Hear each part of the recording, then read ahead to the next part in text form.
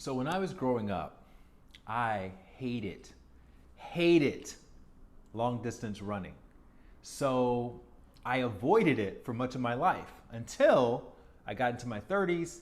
And then that's when I started training with a friend of mine who loved to run several miles every single day. And of course, I resisted it at first, but one thing about him that I have to give him credit for is he was very encouraging and patient. So I kept showing up, I kept giving it a go. And even though I was like cramping up and having to do the whole walk run thing, I kept showing back up. And a part of me felt bad. I felt like I was holding him back. But again, to his credit, he stayed patient with me, even though he had run marathons before. But he never made me feel like I was holding him back. Anyway, after several months of training, I was finally able to run several miles a day. And thinking back on it now, I'm still so grateful for his patience and for him understanding that running was a brand new thing for me.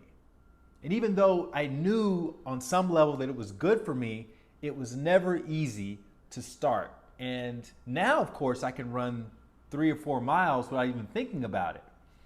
So it reminds me of how in relationships we can sometimes be better than our partner at something like communicating or active listening or cleanliness or managing money, and we might sometimes unintentionally make the other person feel bad about not being where we are in those areas. And we might sometimes expect the other person to catch up to where we are, really quickly just because we made them aware of the inadequacies, instead of us slowing down and being more patient and understanding and knowing that this person may just be learning how to do these things properly for the very first time. So it can take some time for them to become proficient. And the onus isn't on them to catch up with us.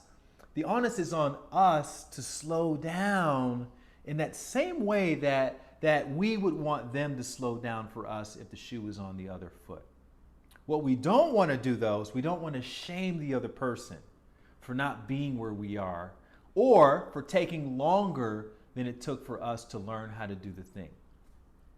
And instead, we want to celebrate their small improvements, right? If they're showing up, then that means that at least a part of them wants to improve. And so celebrate that effort. And in my experience, you become a lot more inspired to keep showing up and to keep improving if you feel supported, versus always feeling like you have to catch up to where the other person is. And that's not only a more sustainable way to develop a new skill, but you could end up strengthening the relationship in the process. I hope this resonates. Leave a comment, share it with your friends, and sending you guys lots of love. I will see you tomorrow. Thank you for watching. I add new videos daily, so make sure you click to subscribe so you don't miss out. And if you want to see the next insight, just click on over to the right.